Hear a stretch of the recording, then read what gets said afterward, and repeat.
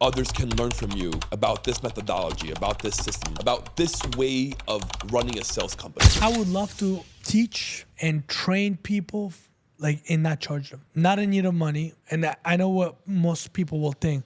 Well, if people don't pay for it, they're not going to appreciate it. Maybe. But what makes our company different is that what you just spoke about, we have that. It's called Axe University. It's within our company. It's free for our people. We literally have books upon books that we have created. That's maybe that's our edge. We have the tools, we have the resources. And if you want to be part of one of the greatest sales companies that there is, you have to study this and you have to develop. Would I mentor people? And I give people free advice all the time. People reach out to me from different sales companies who are small. They're like, man, it's my dream to be part of Inc. 5000. It's my dream to build what you have built. Whenever you need it, if there's a way I can help, if there's a way I can guide you.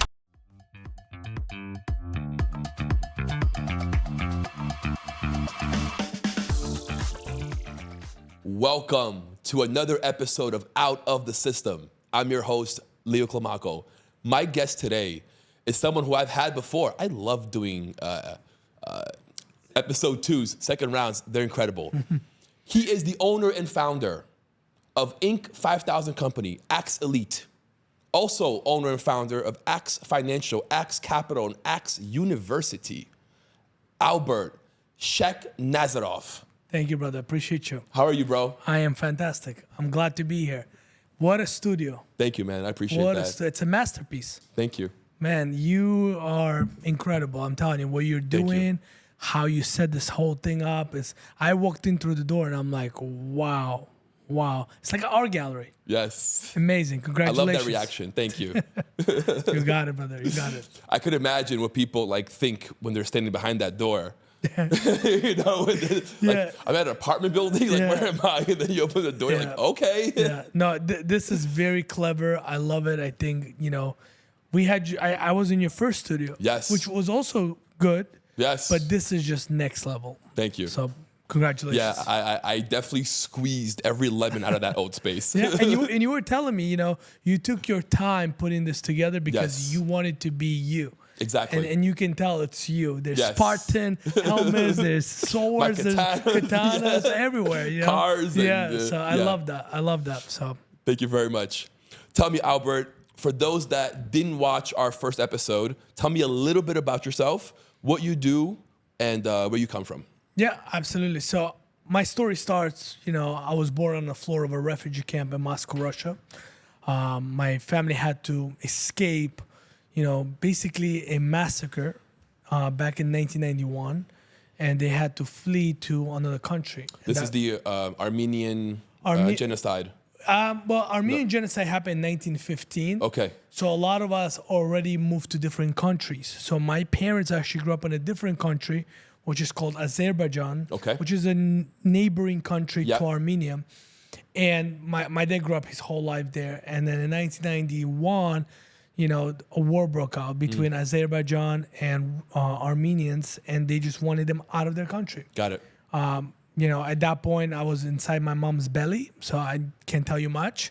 But based on the stories and everything that was told to me, they had to look for a safe house. And at that point, Moscow was taking Armenians as refugees, and they were put into a refugee camp, which we lived in a room that's smaller than the studio, 350 square foot room. Wow. Public bathrooms, public showers, 2 twin beds. If you look at my Instagram, there's some pictures you might see, videos of, we're using these 2 twin beds where I slept with my mom, my older brother slept with my dad, as chairs to sit. We would put the table in the middle, and that's what we did, and that was my childhood for the first 6 years of my life. That's crazy. A lot of people constantly tell me, man, I feel so bad for you. You have no idea, you must have had a very hard beginning. And the truth is, it sounds pretty sad. Yeah. It sounds very bad. And maybe it was, but my mom and dad never made me feel like we didn't have much. We might not come from much, but the love, the unity, the pride, we never lacked that. My dad worked 15, 16-hour days soldiers would beat him up with broken foot, had to go to work, Wow. broken hands sometimes, constantly. These are Russian soldiers? This is Russian soldiers. There's also, you're fighting with other refugees for other things because it's survival. Right. And my dad did everything he could to be able to protect us, provide for us. And he did. And he did. And 6 years after that, some people still stayed in a refugee camp. We got out. We got ourselves a small, 2-bedroom apartment, and we lived in the city. And then the political now aspect broke out. Now Russia had Russians, which were called skinheads, that wanted us out. Okay. And it's not the Russian group, but they were Russian people. Got it. Who believed in, in one life, which is you have to have blue eyes, blonde hair. And if you're from another country, you're an immigrant, like us, Armenians, for example, they used to call us black. I'm very pale, but it might be the hair. The hair is black, the eyes are black. And my dad, he got beat up right outside of his restaurant. 11 guys jumped him. Wow. Broke the entire right side. My brother would walk from school, got beat up, and it's literally multiple concussions, buried in the snow. Wow. My dad's car got set on fire. Our home was broken into multiple times. But my dad was very smart. And this is what I appreciate about my dad is because he's constantly thinking for the future. So he would record these things. He would take pictures of these things. And he would send it to the White House. Really? And yeah, and I asked him, I said, why White House? He goes, because people told us that, there's an American dream. People go to America because of the dream. And I'm like, what is a dream? It's like, dream to be free. Dream to be able to live a life where you're not judged. In America, it doesn't matter what color you are. In America, it doesn't matter what religion you are. You can belong. Yes. And that's what I want for my kids. So he would write the letters. He would send the pictures. And by the grace That's of incredible. God, by the grace of God, we got a letter back, and they said there's a Catholic church in Connecticut that wants to sponsor you for 1 month. No way. But you have to make a decision with 2 weeks. So the car, the furniture, everything that we had, sold everything. we couldn't. We had to just leave it behind. Really? Yeah, we didn't have enough time. So we came to this country with $800. Wow. And when we came to this country, the next morning, so we come to JFK, you're familiar with New York. Yep. So we come to JFK, get on a bus, we come on an Independence Day in America. What a day. Yeah, they're dropping us off, okay? And it's around maybe 4 o'clock in the morning, still dark. Even though the house they gave us had 3 bedrooms, I believe. If I remember correctly, 3 bedrooms. We all slept on one bed. bedroom. It's because what what we're used to. We wake up the next morning, my dad right away. It's like 8 o'clock in the morning, 9 o'clock in the morning. Let's walk. Let's look for work. Starts knocking on doors, asking for work.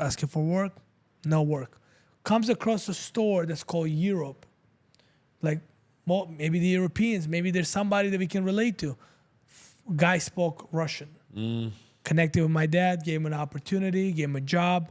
My older brother started working them. I'm going to school. And that's how our life in America started. Wow. I, felt like I was an outsider because my dad's working, my brother's working. I go to school. I hated school. School was like a nightmare because you don't belong. There's a big culture shock. Everybody's wearing Nikes. Everybody's sagging their pants. Everybody thinks they're cool. So I'm like, how do I fit in? I remember that era. Yeah. I grew how do up I in New fit York in? in that era. I know exactly what you're talking about. And I'm like, okay, I guess they're sagging their pants. I have to sag my pants. They're wearing a durag. I'm gonna go get a durag. There was a store on Flatbush Avenue. It's called TPX, and I would go and buy clothes in that. And the guys that would work there, they'd be like, you don't even belong here. Like, what are you doing? And I would wear big shirts that cover my knees, That's hysterical. thinking that I'm LL Cool J. Do you have photos of this? I do. Oh, I do. If you look up MySpace, there's still MySpace pictures. My hashtag That's so and funny, MySpace was Legend Killer. And the reason why it was called Legend Killer was because I fought every single week in school. I got suspended 13 times, expelled on the 14th time. And I didn't understand why am I fighting. It's because The people felt like maybe I was mocking them because I was trying to dress something that I'm not. I don't know, but I was also bullied. People were making fun of me because I was a mute. I couldn't communicate. Even the education system, teachers. I would be in a class with 30, 40 students. It's a math problem. I know the answer. And the teacher knows I'm a new student, knows that I'm an ESOL, which is English Second Language. Right. If you want a real Ray-Ban, this is your chance. I use this one, the Ray-Bans from Meta. Advanced technology, premium quality, and let me tell you something. You can get one right now for real cheap. Click on that link below and get your own Ray-Bans from Meta at a great discount. No catch, no cap. You want to save money and get great quality? Click on that link below. Don't miss out.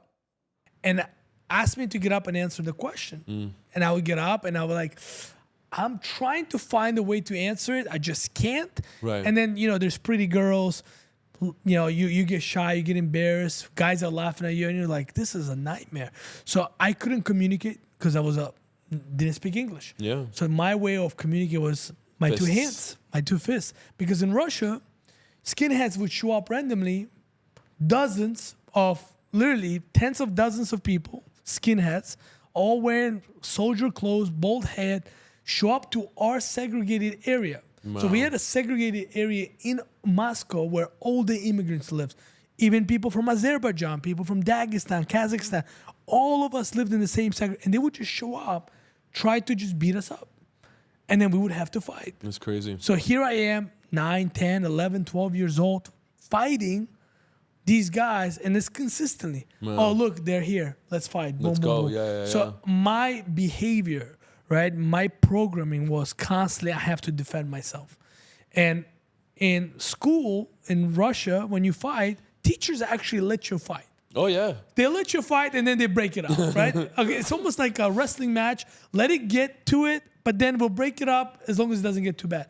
In here, we're calling cops. Cops? For what? Doesn't make any sense. Yeah, you're getting arrested.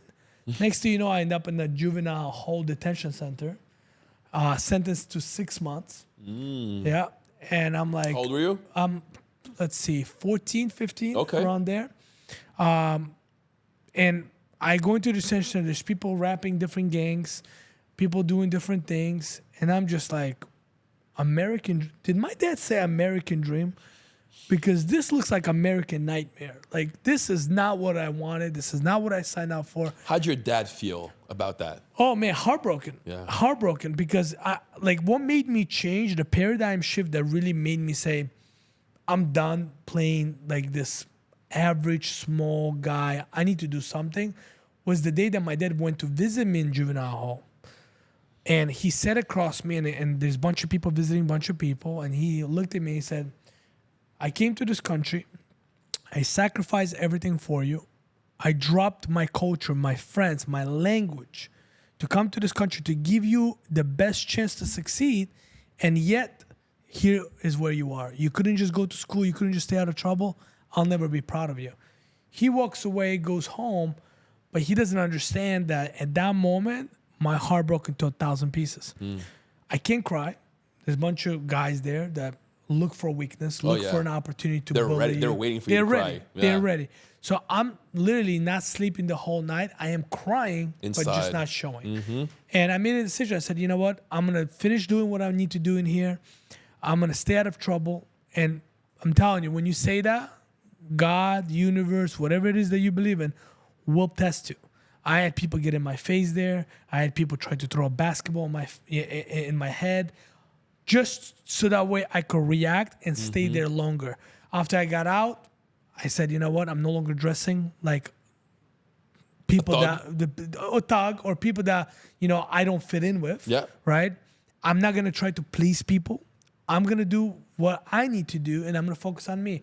Played soccer, won multiple awards, written in multiple newspapers, and I'm going to a community college due to problem of being arrested, having paperwork with immigration, can't go for a bigger college yet, don't have the money to go to a bigger college yet. Going to community college, and one of those nights, Thursday nights, Thirsty Thursdays, maybe some of you remember, you're playing soccer with your boys, And they're like, hey, let's go out. Let's go to a club. Let's go. 10 o'clock at night, I'm getting ready. I'm pre-gaming, putting my shirt on, and I'm ready to go. My dad comes in. I'm like, 10:15. He's walking in. Hey, Dad, what's up? Not much, just came from work. Okay, see you later. People pick me up. I go in the car. Come back from the club around 3:30, 4 o'clock. As I'm walking in, we had an apartment, first floor. So you could see right from the balcony, like the kitchen. Right. And my dad's sitting in that kitchen table drinking hot tea. And I'm like, interesting. Walking in, hey, Dad, what's up? Not much, going to work. I'm like, okay. He leaves. That whole morning, I don't go to sleep. I'm like, I'm a piece of shit. I just came, played soccer, went to a club, pre-game, danced around, did whatever. He was coming from work. I just came back from having fun. He's going to work. Mind you, about maybe 6 to 8 months ago, to that moment, my dad had a heart attack. Wow. And I'm like, yeah, I can't have this guy have another heart attack. I need to make a decision. So I made a decision. I said, I need to find something that's going to pay me, that's going to allow me to, really help my dad financially. So I was looking everywhere. You don't have a degree? No. You don't have a degree? No. Okay. What can I do? What can I do that does not require me to have a degree? Sales, baby. And I got pointed into sales direction. I got pointed into the greatest, I would say, industry. And the reason why I say it's the greatest industry because I seen it with my own eyes. Okay, survive pandemic, survive COVID, survive recession, black swan, you name it. Oh, yeah. It has survived. And that industry was telecommunications. And I walked in, I learned everything I could about telecommunication. I learned everything I can. I built my client list. I built relationships with large billion-dollar carriers. And I started to build sales teams. And that became something that I became great at. I understood what people needed. And the only reason why I understood it, Leo, it was because I had to go through it myself. Right. So when I was a salesperson working for a company, didn't own my own company, just working for a company, I was on the phones. I was cold calling. And they would give me a piece of paper probably this big, okay? And it had a couple lines, and it was their intro script to just get the customer to answer and talk to you. Right. Some bullshit script. Exactly. No training, no development, no culture, just nothing. You want a job? That's There you it. go. And that's what they see you as. They see you as a seat, and that's it. Exactly. And I said, wow, I'm working so hard. I'm taking this company from literally, at that time, their revenue was like $30,000 took this company to doing $4 million a year. What? Yeah. By myself, build their company, build the team, start to organize things. Wow. And when I'm doing these things, I'm just like constantly fighting for my people. Hey, can Johnny get paid more? Hey, I know Johnny didn't hit quota, but Johnny's was like $100 away. Can we still pay him? Nope. Oh man, can we do recognition? Can we recognize? Nope. We don't have money for that. We don't have money for that. We don't have money for that. Wow. So, and I'm the top producer. So I'm selling, I'm managing, I'm doing that. And I'm like, man, my people are not happy. I'm not happy. So I need to do something. Mm-hmm. So I made a decision to leave that company. Even though I built it, I love that company. And I made a decision to build something that is going to really stand out, really be different in the telecommunication industry. And I'm glad I made that decision. That decision came with a lot of heavy baggage because the company that I worked for at that time, didn't like that I was leaving. Of course, you're the main guy. Yeah. And their business died within 6 months. What? Because there was no culture if I wasn't there. There was no leadership. There was no standard. There was no training. There was nothing. So their company died and they felt like, well, our company died because of you. Because of them. Right. Well, that's, that was their They didn't mindset. treat you right. Yeah. How can they expect you to stay? Well, I think people, and I'll tell you what, when you come from nothing, right, and you start to become good at something and you start to develop a skill and you really become a master at that skill, people will always feel like the only reason why you got where you got is because of them. Right. And but by the way, I'm still grateful that when I needed the opportunity, they gave me the opportunity. Right. And they gave me a chance to prove myself. But at the end of the day, it's not about just money. It's not just about business. It's not just about recognition.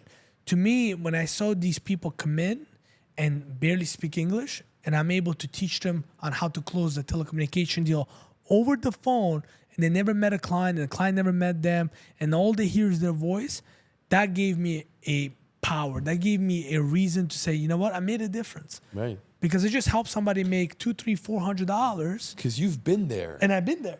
And I know how hard it is. Yes. And, you know, I knew that's the power that I held. So when I opened the company, you know, it was very hard because I had to go through, you know, lawsuit. I had to go to prove that, hey, I'm innocent, which, you know, we end up breaking the case down and saying, hey, there's nothing that you did wrong. And I ended up opening my company after. How old were you? Ah, man, 24 years old. 23, 24 years old. Wow. Yeah. And literally, I had a lot of money saved up and went to zero. I had to do Uber at night while building a business. Wow. They could have taken my money. They could have taken the opportunity. They could have taken a lot of different things. They could have put a break on the opportunity. But one thing they didn't take away and couldn't take away was my skill and will. Correct. And once everything was settled down and I was like, I had And the my... fact that you were so young. Yeah. You had time on your side as well. Yeah. You can wait out. Okay, you're 23, 24. Yeah. Life is just beginning. You can wait a few years, let Yes. things cool off. Yeah. I had my daughter and I'm like, everything was going like this. Great. I just retired my dad, 24 years old. My dad no longer has to work. I kept my promise. Real quick. Yeah. How long was that switch from you being locked up to you retiring your father? What was that time span? So detention center, 15 years old, 16, Okay. 15 to 16. So about under 10 years. Yeah, under 10 years. And then by 24, my dad was retired. That's So at incredible. 18, I made a decision to go into sales. And when I made a decision to go to sales at 18, I suffered and struggled for the first years. And then my maybe third, fourth year, I started making six figures on paper. And this is what a lot of people don't tell you. A lot of people want to flash, you know, their revenue. You know, a lot of people that do drop shipping, or a lot of people Right. that do insurance, Right. or they do any type of sale, right? What they say is like, look, I made $100,000. Yes, that's How much did you keep? awesome. What's your profit? What's your profit? Because you have this, you know, 4 Lamborghinis you're paying for. You're paying all this thing, and Yeah. you're not considering that as a profit because it's not profit. So that was my case. My case is the leads cost a lot of money, infrastructure costs a lot of money, assistant costs a lot of money. Yeah. All those things had cost. So even though on paper I'm making hundreds of thousands of dollars, in reality, I'm like negative $30,000, negative $20,000. Swipe credit card. And until I refined the system, until I refined the process, that's when I started to really, really make sense. And, you know, at 24 years old, after literally for 7 years, Leo, I worked 7 years, 15-hour days, 7 days a week. I missed birthdays, Father's Days. I missed, you know, people going out to parties, summer vacations, people going to the beach, all that stuff. People texting me, come on, what are you doing? This stupid thing? Come on, go have fun. Go do this. I had a mission. And the mission was I want to become financially, not free, but financially secure where my father doesn't have to work another day in his life. And that was my driving force. That was my everything. You know, people start a new job or they start a new opportunity and they talk about their purpose and they take a day off or vacation 2 months later. I had no interest in none of that. I was driven by one thing, and that is I don't want my dad to punch in to CW one more day. I do not want my dad to come home exhausted, looking like the truck just hit him one more day. How proud was he? To be honest with you, he couldn't believe it. And not in a positive way. You know, it's like, oh, I can't believe it. It's Right. more like, no, I'm okay. Because there's no way you're doing that. There's no way you can do that. You're the kid that was in the detention center that I said I'm never going to be proud of. Right. You're the kid that graduated, literally barely graduated, and at your peak, you were at 2.1 GPA. You know, you're the only son I have out of 3 sons that never went to college, don't have a business degree. You're going to do that for me? So he couldn't believe it. So I said, okay, when you're ready, here's the check. It's right there. You're good to go, right? I got you. You never have to worry. What a day. Yeah. Oh, unbelievable. Unbelievable. What a day. And when that happened, you know, it's crazy. Maybe 6-7 months later, I get sued. Things happen. And I'm like, oh my God, how am I going to look at my dad and say, you're going to have to go back to work?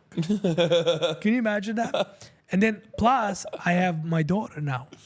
And now my purpose has changed. Mm-hmm. As much as I love my dad, now it's like, well, how do I take care of my daughter? Right. So I was just on fire, man. I said, nothing's going to stop me. Especially when I met my daughter. I'm like, no one asked you to come here. Like, no, you didn't come here because you wanted it. I summoned you. I brought you to this world. So what kind of a man, what kind of a father am I if I'm not going to give you the best chance at this life? Yeah. Why would I bring you to a mess? Why would I bring you to a position where you're misfortunate? Why would I bring you to a position where you don't have leverage? And I did Uber, picked up any job I could, building a business and starting an attic, you know, rebuilding everything, swiped my credit cards to zero, and just kept working, kept hustling. And today we're one of the fastest growing companies in America, 2 years in a row, recognized by Inc. 5000. That's incredible. I believe it's 711 company in America today that's one of the fastest growing. We're a partner of the year 2 times in a row with Verizon, Wow. which is a $1 billion carrier. And I would say... Good for you, man. Thank you. Thank you. I would say the reason why we got here is because there was no other choice but to make it. You know, I come from nothing. And a lot of people may look at today, oh my God, look at him. He's driving a Ferrari. He has this. He has a mansion. He has that. None of those things matter. None of those things matter if in the process of you having more, you become less. And one of my biggest goals was always do the right thing, walk in the light, always do your best. And when you make it, never forget where you come from. And building that character to know that there's plenty of things you could do where you can cheat the system, cut the corner, you know, there's so many. Make things look better than they are. Nope, do the right thing. Even our company, like every check we post, every time our agent wins, none of that is fake. None of that is hyped up. None of that is fluffed up. We don't say like there's companies that go ahead and do this, right? I see this all the time. You sold one client? Yeah, what is it? Oh, well, my commission is 100. No, forget about that. What is the MRC? MRC is 100. 100 times 36-month contract? Yeah, well, then put your commission as $3,600.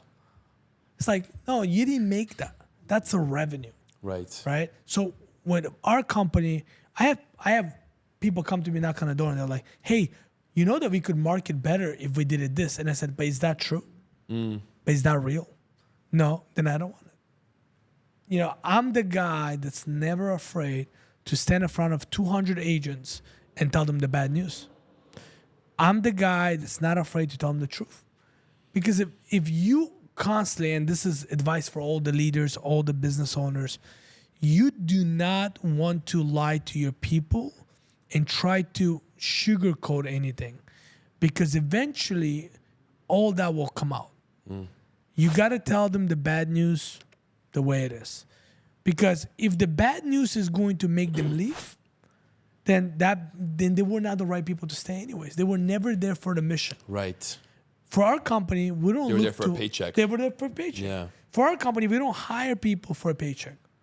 We hire people that want to grow, that want to transform, that want to go out there and inspire, influence, and impact people. Become better human beings. Yeah. Some people's like, you're just selling internet and phones. That's not what we do, right? That's the product we sell, but that's not what we do. Go to one of our trainings, right? We don't charge anybody our trainings. Our agents don't pay for leads. Our agents don't pay for real estate. That's they don't incredible. pay for their tools. We handle everything. And we spend twice a day training them on leadership, mindset, morals, how to make better decisions, what to do, what not to do. And it's free. And it's because we want to create a community of people that are maybe young, successful, but also built correctly. So that was incredible. Let me ask you a question. Without, I know it's almost impossible, but without taking what you went through, how can I bottle up what you have inside and share that with other people? Is that transferable? That drive, that will, that determination, that grit? Can that be taught? I don't think that can be taught, but I think people have it and they can find it and they can unlock it. And, Okay. you know, I do this training. It's called Elite Awakening, right? And I love the fact that you have your podcast name is Out of the System. So it's almost the same, right? And I think too many people, they lived an average life for so long that they just don't know better. It's like watching a black and white TV and not knowing the color exists. And I think once you show them that there's a color TV, they never want to go back to the average. They never want to go back to the black and white. And there's so many people that just, they have talent, they have potential, but it's so like deep covered in bullshit that they never uncover it, they never discover it. And the sad part, Leo, is that they have one life. Like, people might say there's another life. People might say you go to heaven. People might say there's hell. People say that you might, what is it called when you become a tree? Reincarnate. Exactly. You might become a tree or maybe become a dog, whatever the case may be. I don't know about you. I haven't seen factual proof. Right. So my mindset was, well, I have to believe that there's only one life. And maybe because people believe there's many lives out there, that's why they don't do anything with this life. But even if that's true, even if there are other lives, it's not this life. Yeah, I agree. Right? And that's why I want to make the most out of this Right. life. So I always, one thing about me is that I was born, and I don't know if you read these things or not, like everybody has a day that they were born on. I was born on May 11th. So I was born on May 11th. May 11th has a title to it. And the title is everybody that's born on May 11th, they're called frequent flyer. So you're born on the day of frequent flyer. And I read about that and I said, wow, that sounds just like me because I dream a lot. So the idea of a frequent flyer is that you are constantly like forecasting. You have this foresight of the future and you have this vision and you imagine and you like make up things in your head that one day I'm going to do this, I'm going to do that. And I do that a lot. And I said, wow, it's free. Right. And it's so good. It don't cost nothing. Like people go spend money on drugs to do what? To be high. Yeah. And then it goes away. I said, I just literally found a success hack. I can dream about anything I want to dream. And my mind does not know the difference between the reality or what is it called? Like the fact that you imagination, right? Reality or imagination. So therefore, I have to believe that I'm going to be doing good things. I'm going to inspire the world. I'm going to influence the world to do better. I'm going to impact lives. So I kept imagining things. And that's what drove me. Like when, there's this thing that I shared on a couple podcasts I want to share here with you. At worst moments in my life, I lived in a basement with my wife, renting a basement from her mother. And there was a time where I was supposed to get paid. Something happened. You know when you think you got paid because it's pending, but it's gonna be available next day. Mm-hmm. So I come home, tough day.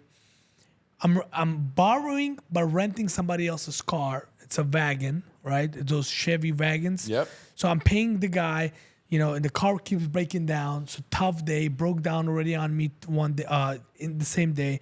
I come to the basement, and my current wife, who at that time was my girlfriend, she's like, hey, I'm hungry. I said, oh, okay. She goes, can we go get Taco Bell, right? All we could afford, no problem, let's go. We drive to the Taco Bell. I'm in a drive-through, and she orders 2 tacos. I order 1 taco, and we're standing there, and the guy gives it to us. He goes, okay, it's going to be $5.19. No problem. Here you go. Decline. No problem. Here you go. Decline. Are you sure? Look, listen, I'm telling you, I have the money. I open the app. I show him. He goes, man, it says pending. You don't have the money. Your account is actually like $3 deep or whatever it is. And I felt embarrassed. I felt so embarrassed. I felt like someone took a hot bucket and just threw it on me.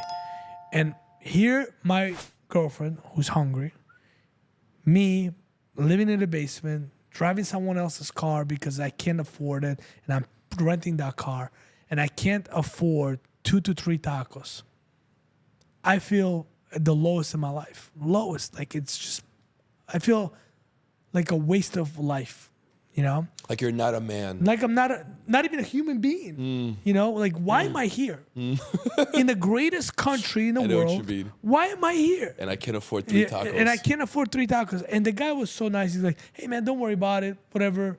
Just, take it. Really? Yeah. And I'm like, I'll be back tomorrow and I'm going to pay for it. I came back the next day. I gave the guy a tip. I paid for the tacos. I said, thank you so much for looking out for me. Boom. I didn't eat that taco. I couldn't. I didn't have an appetite. I didn't have anything. I couldn't sleep. It was killing me inside. Where were you in your journey when this occurred? Going through the transition of the lawsuit and all that. Got it. That makes sense. Yeah. It was just very, very, very nasty moment for me. And I said, I'm never going to be in that moment again. Let me ask you a question. You're very good at this. That moment where it's very uncomfortable. Yeah. Where do you go? Oh man, I go to my roots. I go to my ancestors, right? If you study anything about Armenia, very, very, very historic, very old, nation. Very traditional. Yeah, very traditional, Yeah. very old. And 1915 genocide, my dad going through a massacre, my brother seeing people's hands being chopped off, all these things that my family and ancestor went through. Who am I to complain? Who am I to bitch? Who am I to be weak? I have my last name. That last name means something. I have a tattoo here that says I'm the one.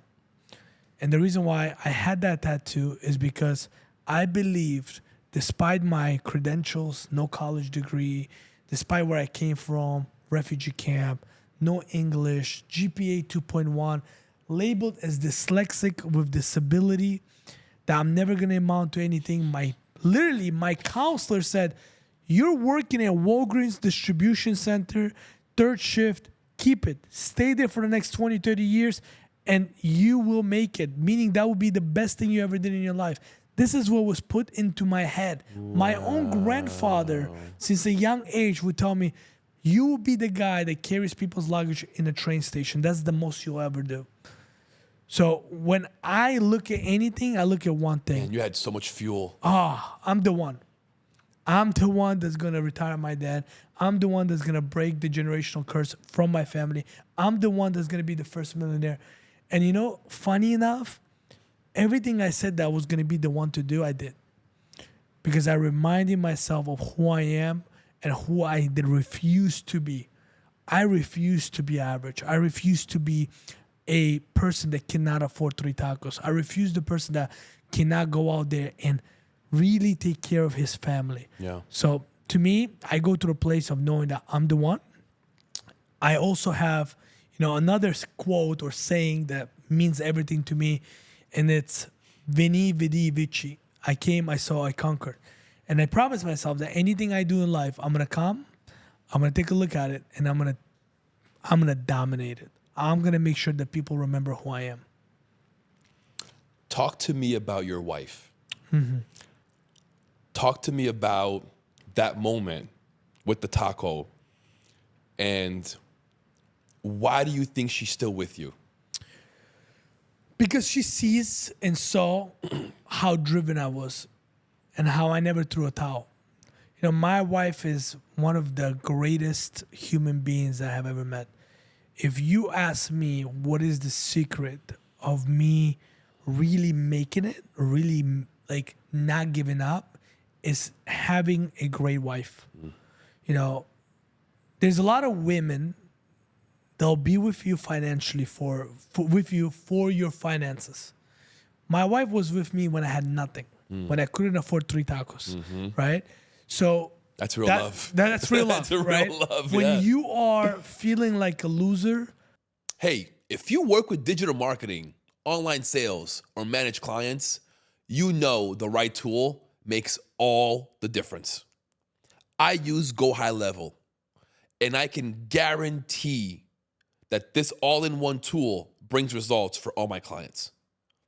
With CRM, email, SMS, automation, scheduling, landing pages, and sales funnels, integrated and easy to use, management becomes simple, productivity increases, and campaigns perform way better. If you want to grow in an organized and efficient way, access my link and see how Go High Level can also change the way you work and sell. but she still sees a winner in you. Yes. You know, she always told me, That's a real woman. oh, a real woman. She always told me, you should do this on your own. You should stop building someone else's company. You should take that risk. I'll support you. You know, I'll do whatever we need to do. I'll be right here. And if you fail, and if and things don't go your way, no problem. We'll be here. We'll figure it out. You know, when I was going through that lawsuit, you know, there was a comment made. Oh, they're gonna deport you because I was a refugee, and a refugee becoming permanent resident. Who knows what was gonna happen? Today I'm a citizen, But at that point I was a permanent resident, and they made a comment. We're gonna deport you, and my wife said, well, if they do, I'm coming with you. Like moments like this, when you hear stuff like that, you're like, whatever happens, you will always be taken care of. People fall out of love. Today, I love my wife more than I ever did. Our relationship is better than it ever has been. And it's because we truly understand each other. We've been together for 13 years. So, 4 kids, a lot of ups and downs, a lot of just young kids trying to figure things out, you know? Yeah. But we got married. We started dating at the early age, We moved in within 3 months. I asked her to marry me within 6 months. Wow. Couldn't afford a ring. You knew. I knew. When I met her, she was in a relationship. But I told a friend of mine, I said, I want to marry this girl. Because there was just something about her that I just felt. Is she Armenian also? No, she's Puerto Rican. Oh, look at that. Yeah, so completely different culture. Yes. Completely different nationality. You eat good. Yeah. Hey, absolutely. And when my dad met her, my dad just fell in love with her. Like, he's just like, she's a great girl. She's just fun. And she took care of my dad. That's awesome. She's constantly asking, like, what does your dad need? How can I? And just amazing human being. And it's very hard to find a person like that. I always told her when we were in the worst position ever, I said, babe, I can't promise you much. I'm not going to tell you that tomorrow I'm going to have $1 million. I'm not going to tell you that tomorrow you're going to live in your dream home. But every 6 months, our lives are going to get better. And she kept her promise, which was always being there for me no matter what. I kept my promise by giving her a life that she always dreamed of. It's beautiful. Which is her dream was to be with kids at home, to be a stay-at-home mom, to really be a woman that takes care of the household.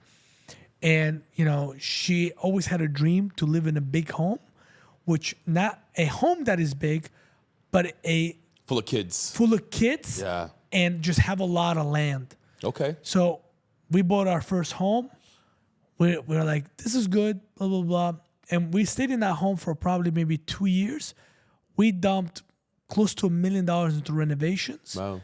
And then all of a sudden I see that my wife, I'm like, what's wrong? She goes, to be honest, I'm just not happy with the neighbors. It's just constant stuff, constant issues. And I said, well, let's look for a new home. And she said, okay, we'll look for a new home. We found her dream home. We're talking about 6 acres of land, Wow. private estate. Where? In Connecticut. In Connecticut. Yeah, in Connecticut. I love Connecticut. Yeah. Oh my God. And it was like, we just dumped so much money into renovations. She's like, you don't have to do this. I'm like, nope.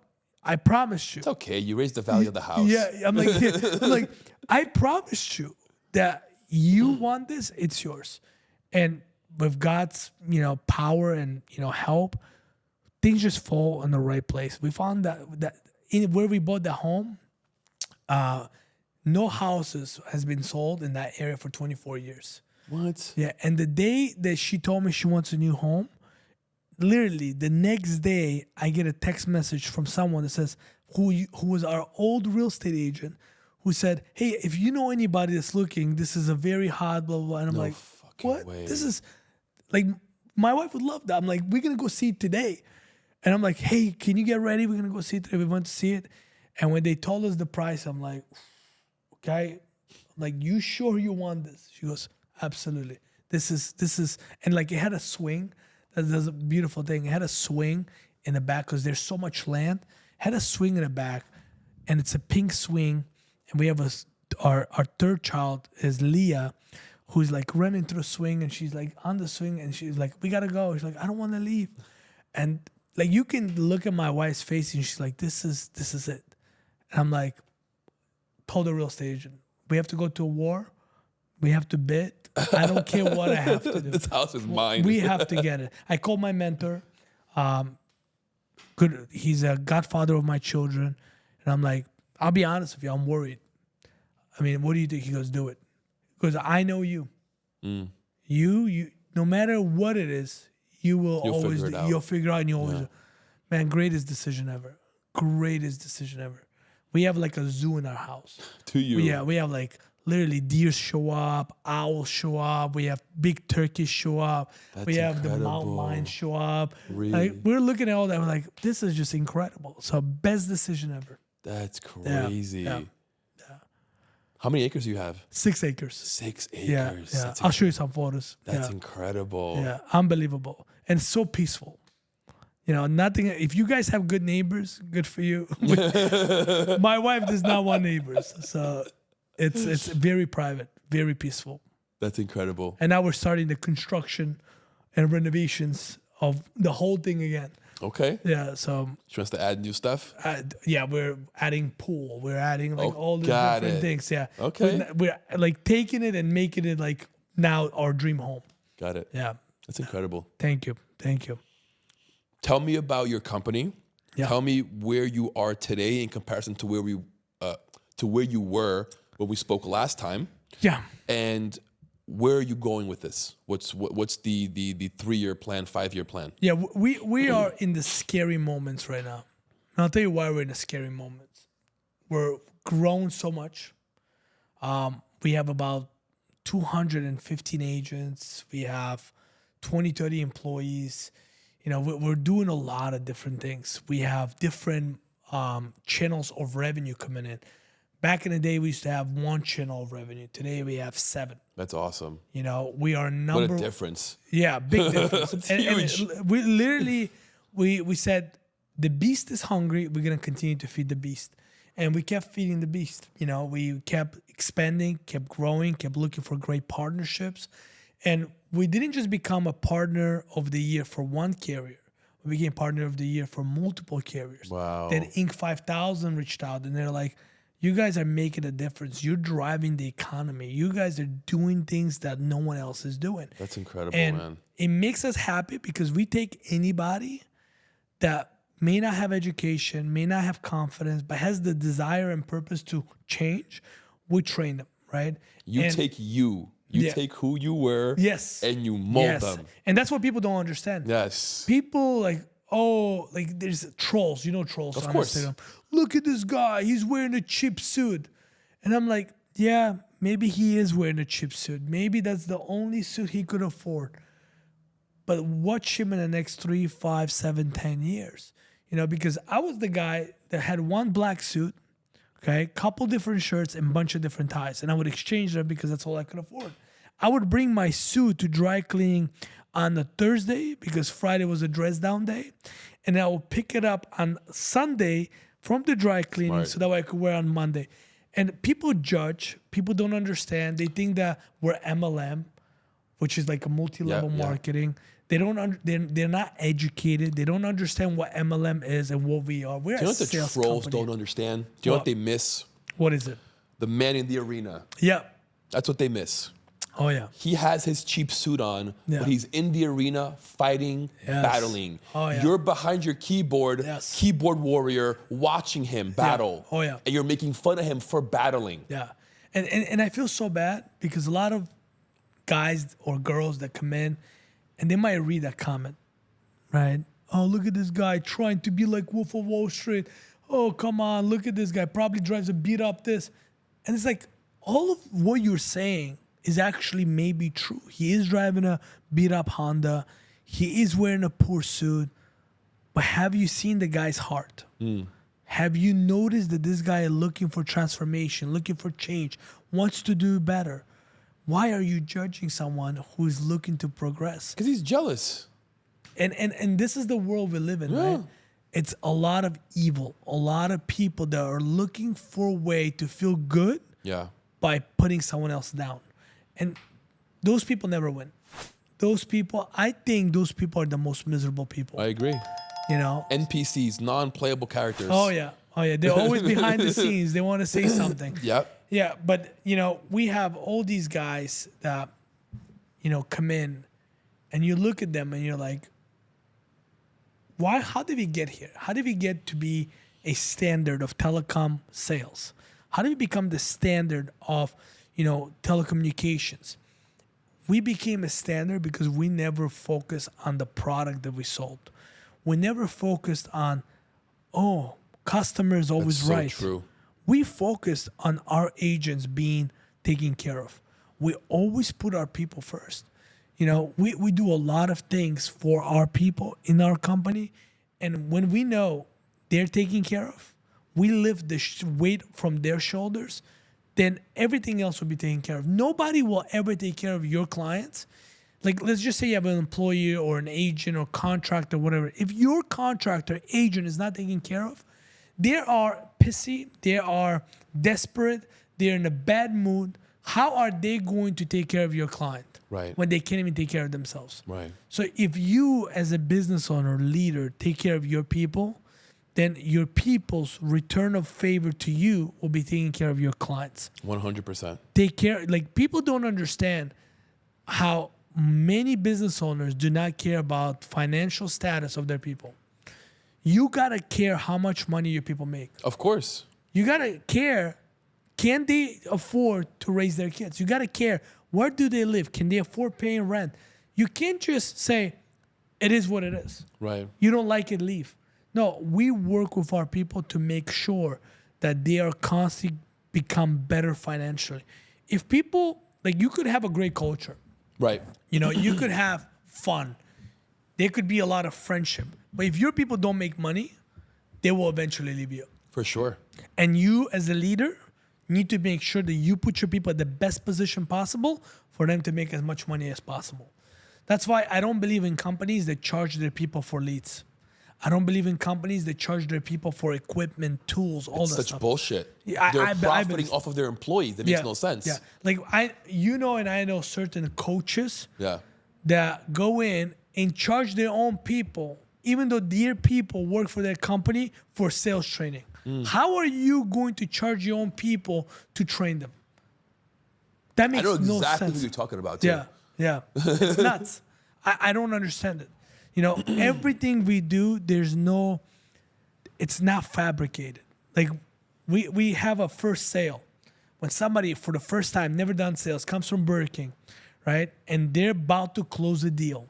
They may make $100 or they may make $1,000 or they may make $2,000. Who knows? Right. No one knows what's going on in that call. And they're dealing with a business owner. They're dealing with a C-level client.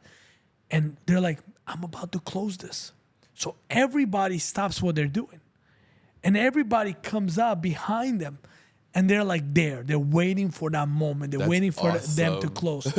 And some people are like, Oh, it's fake. It's all stage. None of it's stage. 0 stages. It's 0 fabricated. And everybody's waiting. And you know how many times we wait, and the client says, nah, let me think about it. And he loses and everybody has to go. And then people go sit down like, don't worry, man, you're going to get the next one, blah, blah.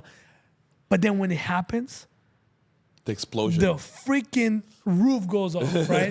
Because people pick you up. They're like, you did it. This client never met you. They don't know who you are. They didn't know you work at Burger King. Right. They didn't know you had no knowledge in telecom. Right. They thought you were a consultant with freaking 10 degrees. Yes. They bought from you and they signed on the dotted line.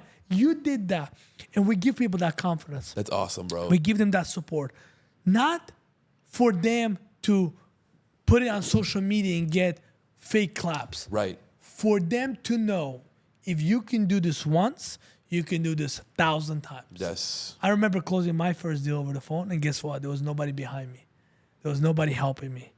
I'm like, oh, okay, cool. Next. And I just kept going. But for that person, they might leave our company. They may go work for another competitor. They may go work somewhere else. They'll come back. They'll never feel the way they felt in that moment. Never. And they might come back because they felt that way. Yeah.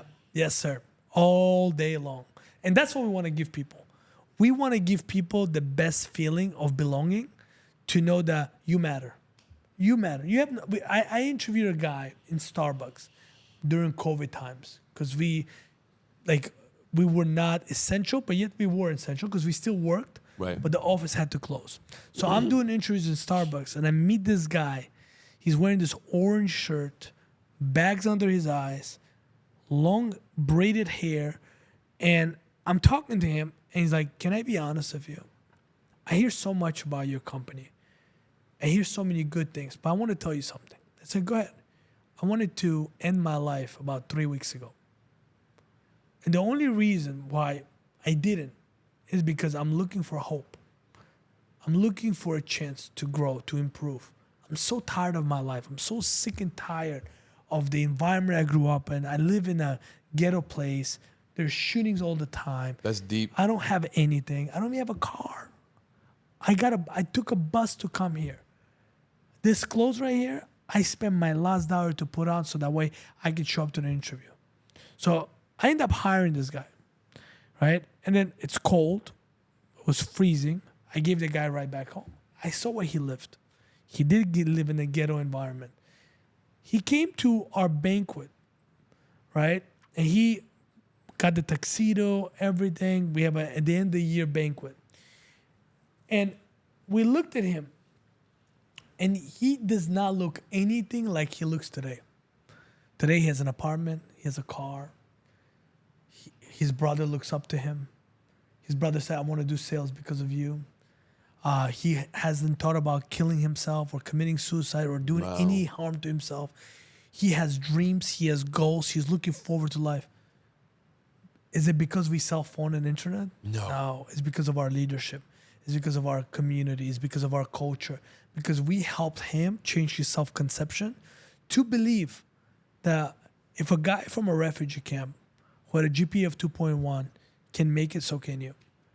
And that is what I'm most proud of. And when we change these stories, Leo, this is why we became a standard. This is why people are like, how do you do it? To be honest, do it with great intention. Do it with all your heart.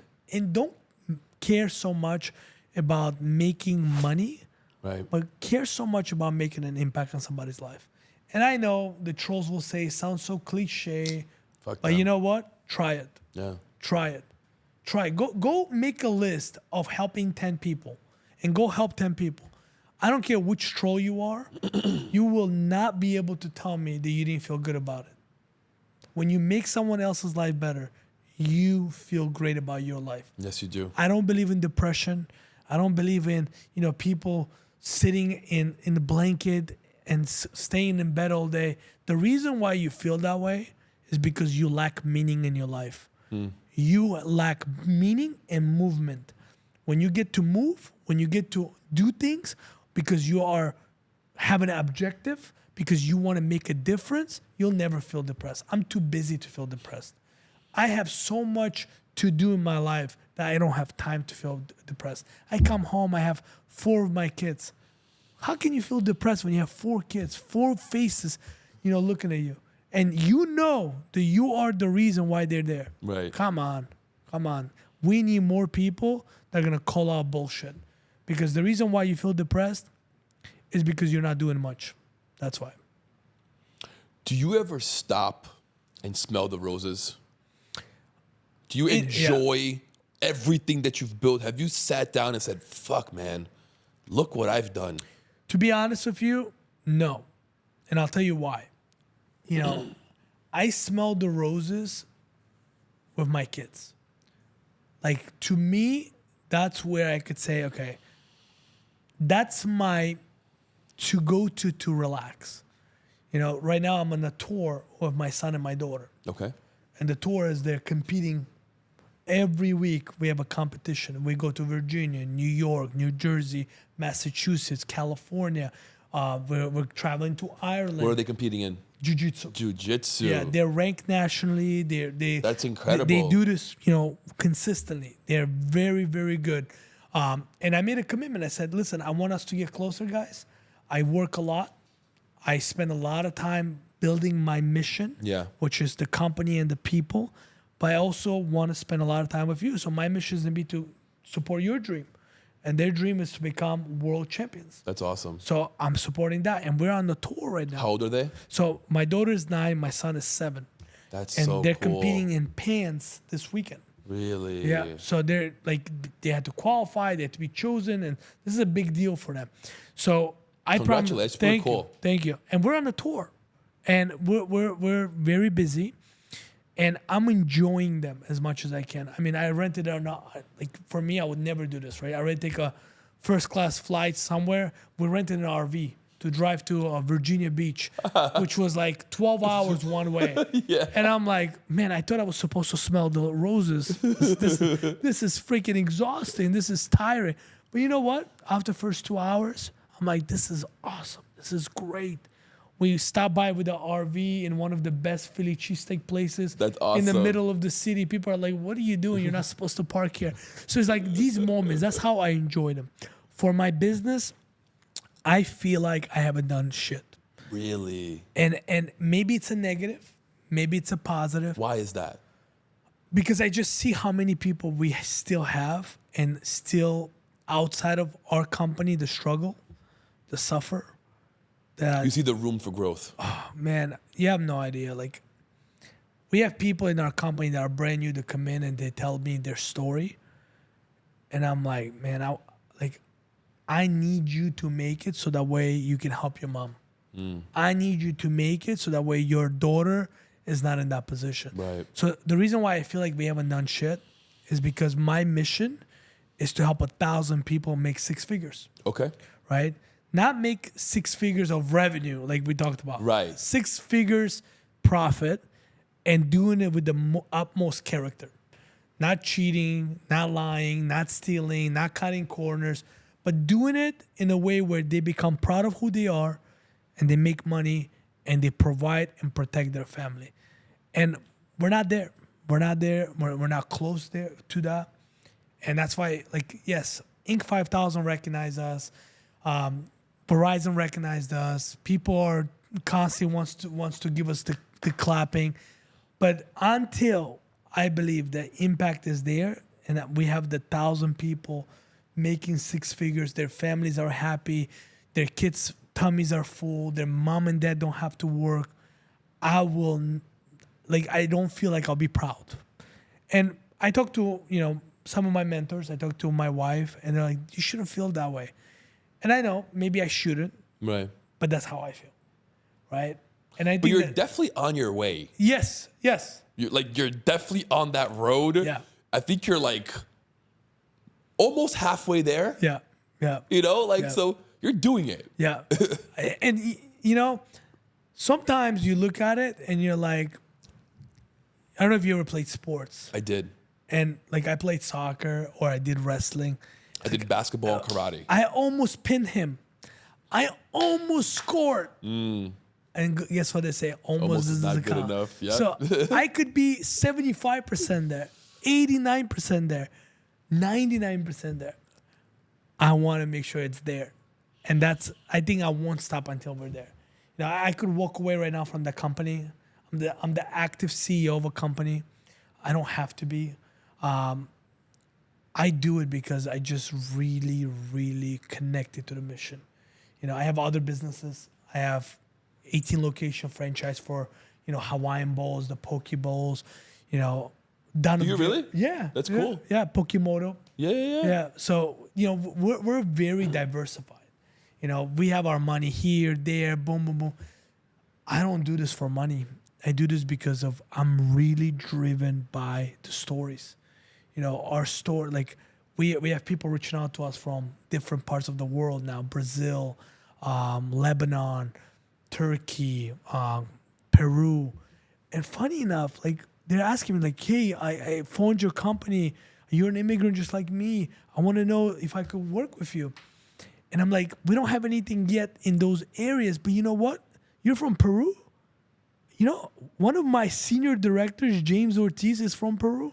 You should watch his story. And we send them their story, and they're like, I'm freaking inspired. I want to do something. Oh, you're from Puerto Rico? I have a president named Kevin Diaz from Puerto Rico. You should see his story. He was a valet driver. Used to park my car all the time. Now he has his own car, Mercedes, president, makes more money than a doctor does. Wow. It's like, this is nuts. You can come from any country. We can find a story they can share with you from Axelite.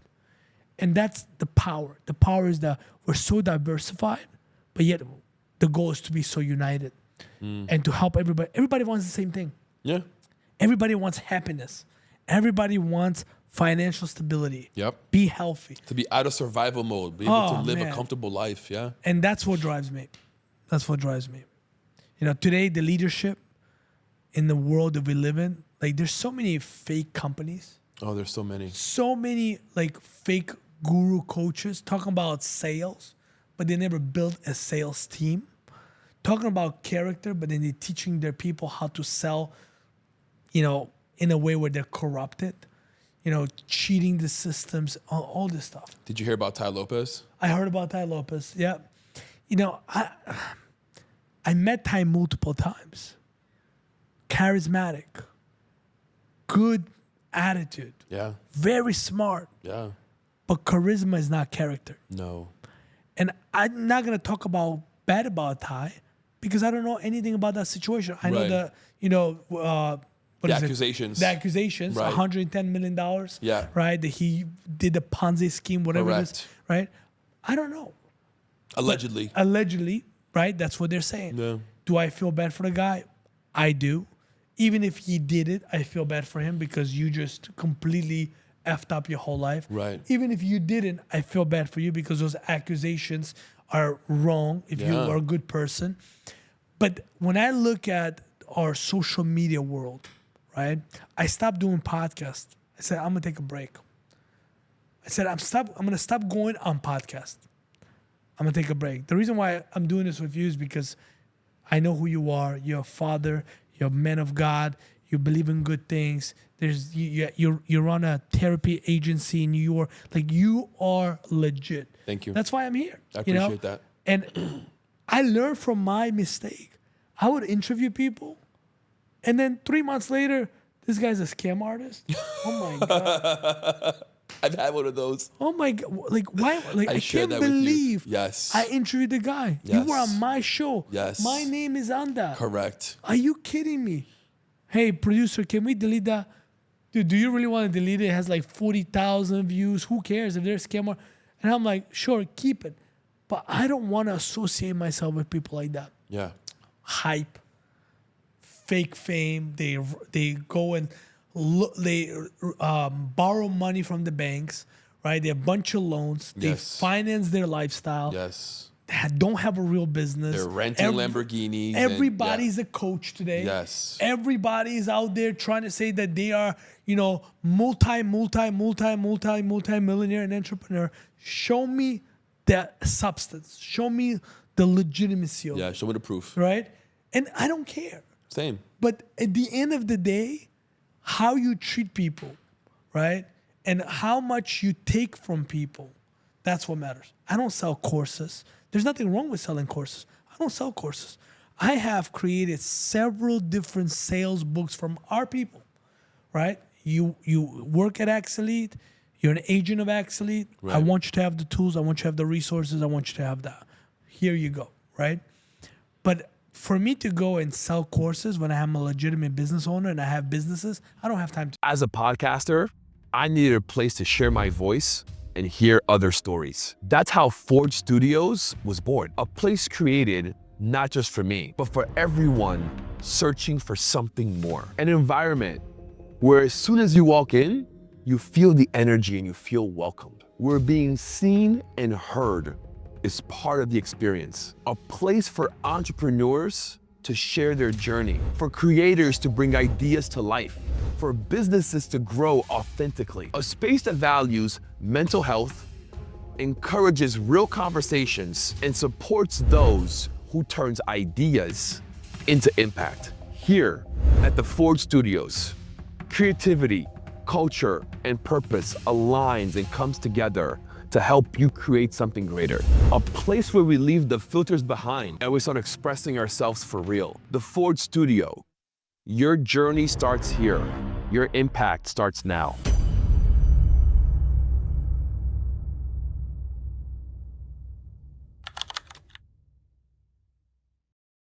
I don't have time to go in and say, hey, invest into my fund. Why would I need the random people to invest into my fund? Like, you should be if you're that good, you should be well connected where you have business owners, that investors investing into your fund. Correct. Not random people on social media investing into your fund, right? Everybody sells you the freaking dream, but no one tells you the nightmare. And that's what I learned in my journey. Be careful who you listen to, right? Just because they're charismatic, just because they say they mean well, doesn't mean they do. And you got to be careful in this space. In this space, you got to be careful. You got to be careful in sales. You know, one of the biggest problems I see in sales today is the people sleeping around. You know, people sleeping around within their teams. Like, there's so many companies that are... Do you not allow that with your team? Are you against it? I tell people all the time, right? You fall in love with each other, you fall in love with each other. I'm not going to stand between the love. Right. Right? Right. But am I okay with guys being predators? Absolutely not. I let go of one of our top producers. Okay? I'm telling you, like, made a lot of money. Okay? And by the way, not a bad kid. Not a bad kid. But had bad habits. And just wasn't doing good in terms of that area. Got it. And I just said, listen, you're a good kid. I wish you best of luck. But I cannot have you just take advantage of people just because maybe you think you're making money or whatever the case may be. That becomes toxic real fast. Oh, super toxic. Yeah. Super toxic. And, you know, it divides the company. It creates toxicity. It creates division where people don't feel comfortable. And I ask always our agents, protect yourself at all times, right? If somebody's making you feel uncomfortable, right? You are independent agents. But if anybody's like, I'm okay with a guy or a girl shooting their shot, right? You're single, no problem. I'm single, let me shoot my shot. Right. You're not interested, that's it. Right. Back off. Back off. Yeah. Have respect. Have some, decency to respect the person's decision, right? You want to properly follow up, no problem, right? Depends how you got, no, I'm not interested in you right now, right? Or, hey, I'm actually speaking to somebody. If I wasn't speaking to somebody, maybe in the future. Like, there's morals, right? And I think some people don't have that moral compass. They're just very, very unprofessional. They feel entitled. They feel entitled. Yeah. And I'm not okay with that. So I tell people all the time, if you guys want to fall in love, if you guys are two adults treating each other with respect, right, and you guys can actually have standards for each other, no problem. But in like me growing up and building companies, I seen guys and girls lose millions of dollars in business because they would make a mistake that was a lust, right? Let me just sleep around with this person, boom. And the next thing you know, their whole team dies. their whole agency They dies. lose focus. They lose focus. And Yeah. then I don't believe that you as a leader, you're gonna make money, you're gonna look good, automatically you're gonna be attractive, Of course. right? So when course. when an agent comes in who's maybe good looking, but financially they're not doing good, mentally they're not doing good, and they look for you as a mentor, as a leader, to be someone that's protecting them, guiding them, and you're just you have different things on your mind, and you're just trying to maybe sleep with them. I'm not okay with that. You know, I have 2 daughters, right? If my daughter works for a company, Right. I want my daughter to feel safe in that company, 100%. right? So for me, it's very straightforward. We do not play that game. But I see so many people come from different companies and they're like, yeah, we're used to that. I'm like, you shouldn't be. That's not a good thing. That is not a good thing that every Friday your boss takes you out to drink and eat pizza at the bar. And then people are making mistakes and driving and doing all these different things. You know, I'm not okay with that. No. Every Friday I send a message to my people. Every Friday I record it, I text it, or I do it in person where I remind them, do not drink and drive, do not text and drive, do not surround yourself around fools, negative people, environments that don't serve you. Good for you. Because you have one life. I do that not because I'm looking for praise or I'm looking No, for because you legitimately care. I can tell. Like, because they're so You young. give a fuck. They're so young. They're so young and they got one freaking life. And most of our people, they don't have rich parents, good education. Right. Good role models, mentors. Right. Yeah. They don't. So maybe that one message, you remember on Friday, like, man, he said not to drink and drive. I did drink. I feel tipsy. You know what? I'll leave my keys. I'll take Uber. That's what I hope for. When they listen to that message, for them to make the right decision. Right. You know, it doesn't matter if you are part of our company, you're not part of our company, you're listening to this, you may be part of other sales organizations. Find a good circle of people and make sure that you are making better decisions. Don't do what everybody else is doing. There's a lot of fluff. There's a lot of people that will guide you in the wrong direction. So my advice to everybody is that do not, if you have a great opportunity, great sales opportunity, do not waste it hanging out with losers of that opportunity. Find the winners within the opportunity and learn what they do. We touched on courses a little bit. I want to go back to that for a second because Okay. I think you have so much potential, man. I really do. And as we said, there's so many of these gurus, of these sales gurus, Yes. who are arrogant, aggressive, narcissistic.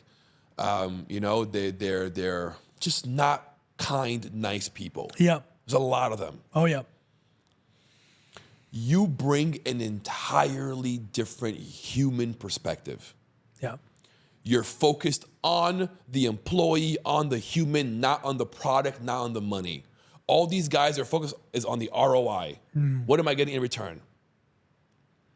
Have you thought about developing something that others can learn from you about this methodology, about this system, about this way of running a sales company? I would love to teach and train people and not charge them. Not in need of money. And I know what most people will think. Well, if people don't pay for it, they're not gonna appreciate. Maybe. Right. But what makes our company different is that what you just spoke about, we have that. It's called Axe University. It's within our company. It's free for our people. We literally have books upon books that we have incredible. created. And that's maybe that's our edge that, hey, we have the tools, we have the resources. And if you want to be part of one of the greatest sales companies that there is, you have to study this and you have to develop this. That's awesome. But would I mentor people? And, you know, I give people free advice all the time. People reach out to me from different sales companies who are small. They're like, man, it's my dream to be part of Inc. 5000. It's my dream to build what you have built. I tell them all the time, whatever you need, whenever you need it, If there's a way I can help, if there's a way I can guide you, I will guide you. That's awesome. Would I want to create something that can go massive? Yeah. I would love to, right? But not for the benefit of making money, but for the benefit of changing the perception of sales industry. For sure. For sure. If we could change the perception of the sales industry and make sales a great profession, I would love to do that. I have no doubt that you can do that. Yeah. I have no doubt. I mean, look, I get it. You don't want to profit. You would have to make a profit just so you're not spending all your money on running this. Yeah. But you could run it. You can give the money back to your employees if you really want to. Yeah. Yeah. You know? I know this is something that you specialize in, and would love to have a conversation that's deeper than that. Yeah. Absolutely. So that'd be incredible. Yeah. Yeah. What's your next goal? What's your next plan? Opening up a school. Interesting. That's my 2-year plan. Like a school. For kids with autism here in Florida. Interesting. Okay. That's my 2-year plan. Physical or? Physical. Physical. Physical location. Wow. Yeah. Incredible. There's a need here in Broward, especially. There's a lot of schools in Miami, not that many here in Broward, that specifically cater to autism. Yeah. And you have so many years of experience with your wife. We have so many. Imagine and we the have value. tons of connections. Yeah. We have tons of investors who are really big. The thing about autism is that you never know who it affects, right? When I speak about it, I always meet people. Oh, my nephew or my uncle or my niece or my daughter or my son has autism, right? So there's so many people who have a emotional connection to it. And it's incredible because there's a lot of opportunities for us out there. Government funding, government contracts, private funding. So I'm really putting something together that I want to make a dent here in Broward County, where we're putting a school to help a lot of families. That's very honorable. Very honorable. And I know you did amazing things in New York. Yeah. You know, helping thousands of families. Yeah. So if you bring the same impact here, that's amazing. Yeah. Aside from that, I want this podcast to go nuclear. I want to be top 5 in America. Oh. We've shot over 140 episodes already. Interesting. So, and I also want to, I really want to help people be an authority. Okay. I want to help entrepreneurs and coaches have a voice. I love that. You know, I feel like I found a niche between the ages of like 40 and 60. People who have life experience, but don't have social media and marketing experience. Okay. So I'm able to come in Yep. and help them be visible online. Nice. Yeah. I like that. Now, how do you vend them? Or like, how do you make sure they're legit? It's a good question. So I do an intense interview. I have them fill out a assessment. Okay. So the assessment basically will ask you questions like, how long have you been doing this? Yep. What are your skills? And what are your goals? What are you trying to accomplish? Sure. And if it's too unrealistic, then I try to get them to a place where it is realistic. Yep. And if they're okay with that, then we can start there. Okay. But if the plan works, if it aligns, if I feel like they are the right person to deliver that message that is gonna land properly, I'm all in. Okay. You know? So I'll give you an example. I'm working with my karate master. So I'm a first-degree black belt in karate. Wow. I did karate for, I don't know, almost 20 years, about 18 years of my life. When I was about 7 years old into my 20s, almost. Oh my God. Yeah. So my master now, he is 76 years old, has been doing martial arts for over 50 years. He's also an educator. He's ran schools before, private schools, public schools. So he knows a lot about education, coaching, life wisdom. So now he wants to be a coach. He wants to give back to the youth, and he wants to share his knowledge, right? Share his 75 years of expertise in building businesses and martial arts and combining all that. So perfect fit. Yeah. Perfect fit. Someone who has the knowledge, the cachet, can speak very well, can teach, and is presentable. 76. 76. Wow. Yeah. The guy is sharp. Yeah. Sharp. We were here, me and Max, we did a photo shoot for him here. And we asked him to put on his gi, his karate gi. And we asked him for a picture of him kicking. Man. At 76. 76 years old, holding your kick out for 5 seconds, 6 seconds. Wow. It's incredible. It's really cool. Wow. So people like that.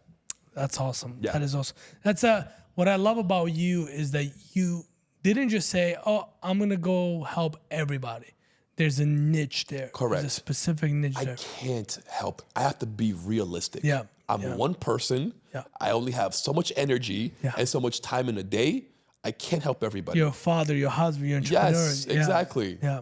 You know, so I help those who want to be helped, who are ready to be helped, and who are willing to commit the time and the work to get there. I love that.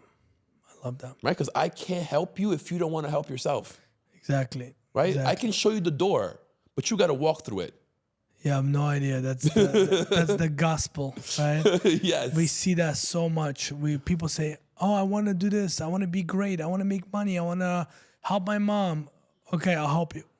You tell them what to do, right? To help them. Oh, that's so hard, man. Yeah. Come on, I got to do that. Yes. So did you wanted to help or you didn't? No, I wanted to help, but I just wanted to be convenient for me. Well, convenience and success usually do not speak to each other. Correct. You know, so I would say a lot of times we are fooled by the people because we have a good heart.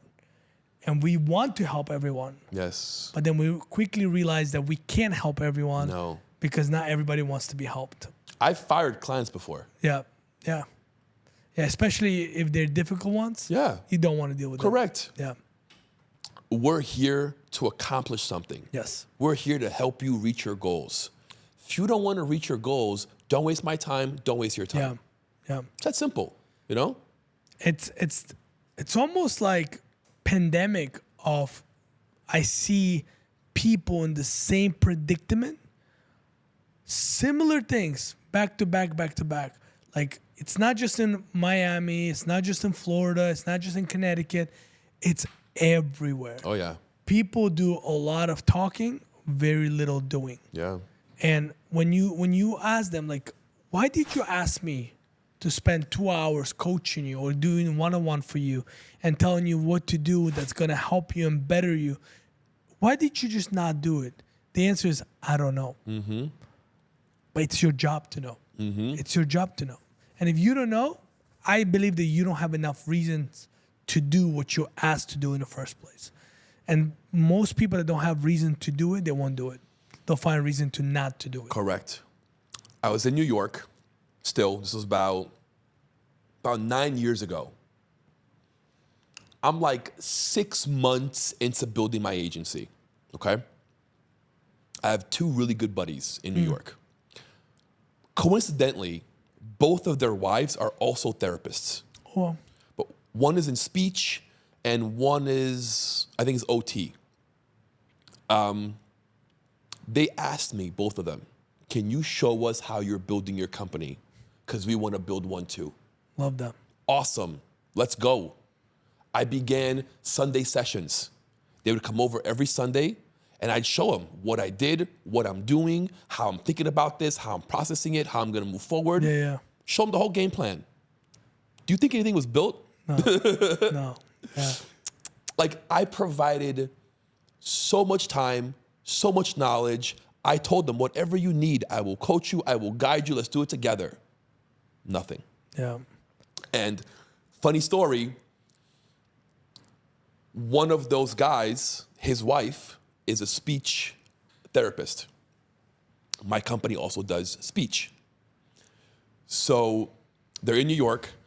So they recently found out that we're also doing speech. And I could tell it broke their heart. They became less motivated because it's almost like I'm gonna go against the Goliath. Yeah. And also, I can see in their eyes that it was like, man, that could have been us. Wow. You know? Like, that could have been us. It literally could have been them. Yeah. You know? And she had to give me a client because she couldn't take it because she wasn't a business. Like people mistake, right?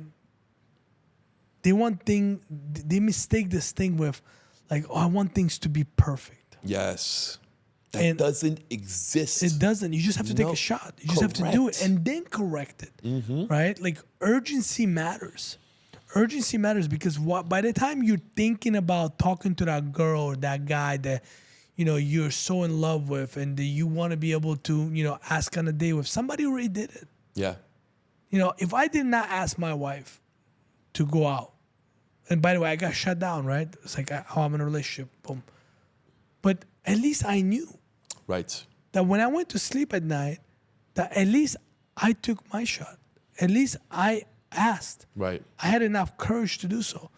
When people were telling me, don't do the business, you're crazy, I don't know why you would do that, it'll cost you so much money, you know how many businesses fail? Like nobody tells you how many businesses succeed. Right. Have you noticed that? Right. They always want to tell you how many businesses fail. Correct. So they're like, don't do it. I'm like, nope, I'm just going to do it. Urgency, urgency, urgency. And that's how I think is a differentiator between Yeah. those that are successful and those that are not. Correct. Is that we are right away looking for an opportunity to just do it. And when we do it, we improve.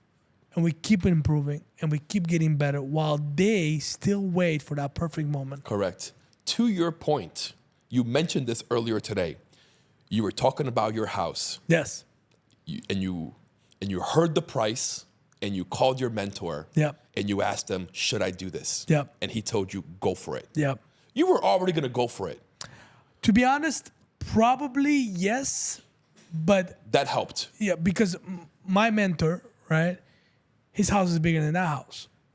And I'm like, he has what I want, Right. right? Or he has, you know, he's living the way I want to live. Right. So I didn't call my buddy Joe, who's living in a one-bedroom Correct. apartment. I called the right person. Yes. And guess what? The right person gave me the right answer. Correct. He said, just fucking do it. This is his answer. Just fucking do it. Who Yes. cares? Yes. Because who cares? I know you. You got enough money. You got enough drive. If you wanted to pay off that house today, you'll pay off that house today. Correct. Just do it. And I'm like, good. Was I leaning towards that? Yes. Right. But I didn't wait. Like Correct. literally, I called right away. I made an offer right away. Yes. You know, and they're like, well, nope, right away. I don't want to wait. Give me contract now because my wife wants it. That's how we move here. Yeah. Like we don't want to, like people think, And that's the point, though. Real quick, even though you may have felt some hesitation, Yeah. you still did it and you still pulled the trigger. Yes. Yes. You didn't wait for that perfect moment. Yeah. And that's the difference between waiting and patience. Yes. Waiting is you doing nothing. Correct. Patience is you being able to say, I am going to execute on this at the right time. Yes. Right? I'm just like aggressively being patient, but I'm moving the pieces. So yes, did I call my mentor? Did I had to talk to the real estate agent? Yes. Right. But I wasn't just standing still and wishing for things to fall in the right place. Waiting for someone else to bid on the Yeah, house. no. If you wait, you will lose. Yes. But if you're patient, it will come to you. I love that. Tell me, Al, what does the next 5 years for you look like? That's a great question. I think I'm gonna exit multiple businesses Okay. that we currently have. I believe that my life would be really just revolved around my leadership team. That makes sense. Yeah, very, very close to my leadership team. I don't know where the company is gonna be. Will I need to be a CEO? Sometimes you think that you just need to stay a CEO all the time, which I disagree. The company may need a Want that control. yeah. I don't. I really don't. I want what's best for the company. We're becoming that company that's nationally recognized, and we're growing really fast. And I might not be the CEO in the next 5 years, but my goal is to put someone in a position who is. Do you have a someone in CEO. mind or no? Not right now. Not right now. But we have plenty of great guys that can step up to the plate. They can take the throne and awesome. lead the company with the right attitude, the right intentions. And, you know, for me, right now, what I'm working on, so that way you know, we're looking to purchase several different companies that fit into our ecosystem.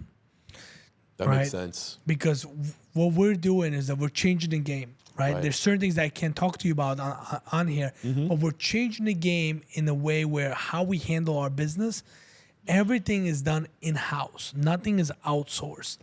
And when everything is done in-house and you own different pieces of the companies that make the whole machine full, that's the goal. The goal is not to just have a company that sells telecommunication services.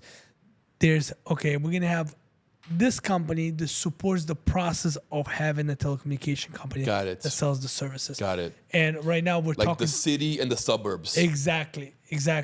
And we're right now in conversations with multiple companies. We're making multiple offers to be able to buy those companies and make them part of our ecosystem. Man, you guys are going to blow up. Yeah, that's the goal. There's nothing like, I don't know if you hear this or not. People are like, oh my God, it's Monday morning. I want to sleep in. I'm tired. I don't want to go. I don't have that. I work 7 days, and because it doesn't feel like work.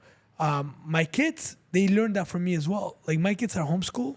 So my son on Saturday will pick up a book and start reading. And like, it's Saturday. Yeah, who cares? I just want to read. Right. So it's what we do and with the intentions that we have. Like for me, it doesn't feel like work. I can go 13, 15, 16 hours a day. As long as we're making the company better and we're moving the ball forward, I'm excited. That's incredible. Yeah. That's what we're going to be. Building a massive, massive empire that has not just one company, but ecosystem that supports that one massive company. And who knows? Maybe we'll go public. Maybe we, just continue to keep it private. But the future is absolutely bright. That's awesome. Thank you. It's incredible, man. It really is. Like, you saying it, I already see it. I already know it's going to happen. Like, your will and your intensity, I have zero doubt that whatever you said is going to come true. Thank you. You know what I mean? Thank you. Yeah, I appreciate that. Right. It's like, of course that's going to happen. Yep. You know? Yep. Some of my guys that started with me in the attic, I told them, I said, hey, one day we're going to be doing $1 million events because that's what we do in our banquets. We give out bonuses. Like it costs us $1 million to throw an event.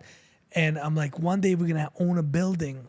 We were in the attic, and it's like, yeah, cool. I said, one day our parking lot is going to look better than car dealership. Did it?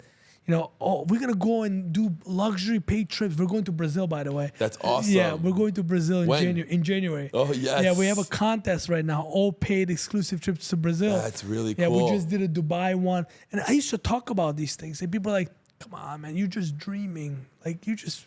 Yes, you are dreaming. Like they would say, you're just talking out of your ass, Al. Come on. I know, you don't need to motivate me. You don't need to edify this thing. And I'm like, brother, I'm not motivating you. I'm telling you what's in my heart. I'm telling you what I see, right? Today, 48,000 square foot building in the center of Wethersfield.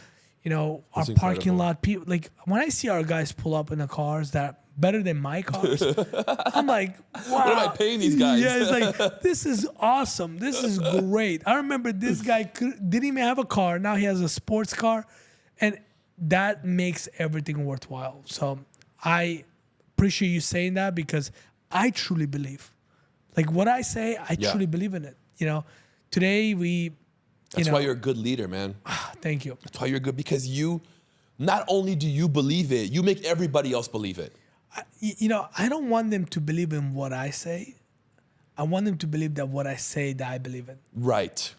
And I think that's the important part. Yes. Like sometimes I'll have a conversation with my guys and they'll leave and they'll be like, man, like, I feel so much better about this. And I said, why? Because I don't care about what you just said. It's how you said it. And I'm like, well, how I said it came from my heart. Because, like, I don't try to motivate my guys. Like, sometimes we close the door and we're like, we have this problem. It's a big problem, guys. How are we going to fix this problem? And I need to have that group of people that there's not constant sprinkles on top, right? It's like, this is real shit. This is what we're going through. How are we going to fix it? Very rare to find it. But when you have those... If you've ever wanted to do a professional live stream but got lost with complicated software, StreamYard is the software for you. You are able to stream simple and powerful solution directly from your browser, no install required, and deliver studio quality broadcast with features such as interviews, screen sharing, banners, and real-time interaction. Is the ideal tool for any creator who wants to level up their live content without the headaches. I use and recommend it to anyone who wants to stream professional content and truly engage their audience. If you do lives or know someone who does lives, this is the link that they need right now. Click below, get access to StreamYard, and transform your broadcast today. They'll know, right, that you're not trying to edify. Like, everybody plays this edification No game, sugarcoating, no political correctness. No. We're at war. Exactly. Like, we are at war. Yeah. This is what's This is going our war on. room. That's it. That's our war room. So when you have that, it's great because that's when you know you have a true foundation. And I always look forward to build that. You know, I always tell my guys, you always have to have each other's back. You're like brothers. Yeah. Right? We have women now in the leadership. Hey, we got to look out for them. We got to make sure they're not being taken advantage of. We want to make sure that they're making the right decisions. So having that foundation is what gives me the confidence of belief that we're going in the right direction. And when they give me that confidence, I give them that conviction. That's awesome, man. Thank you, brother. Thank you. Bro, I'm so proud of you. I'm really honored to know you. Thank you. Same here. You're an incredible human being. You're an incredible father. You're an incredible husband. You're an incredible leader. You're an incredible entrepreneur. Man, like, your guys are really fucking lucky to have you. Thank you, brother. Appreciate that. They really are. I'm lucky to have them. Yes. You know, it's I said loyalty is a two-way street. Yes, it is. You know, many times it's the backstabbing, the lies, the cheats. People come in, the wrong people with the wrong agenda. Yeah. And they make you not believe in humanity. They make you not believe in good people. Yes. I say this consistently.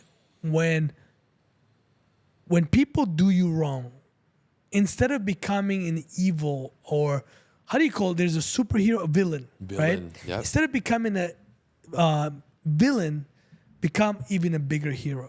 Turn the other cheek. That's it. And it sounds so less alpha male, right? And it sounds so less ego. Hey, like, man, it's pure Jesus. you know what I mean? It's. But you do that, you go to sleep. You go to sleep like a baby, because you don't have to worry about being a nasty, cunning, corrupted person. You go sleep like a baby. I think we've corrupted that word, alpha male. I think we've corrupted it. Yeah, man.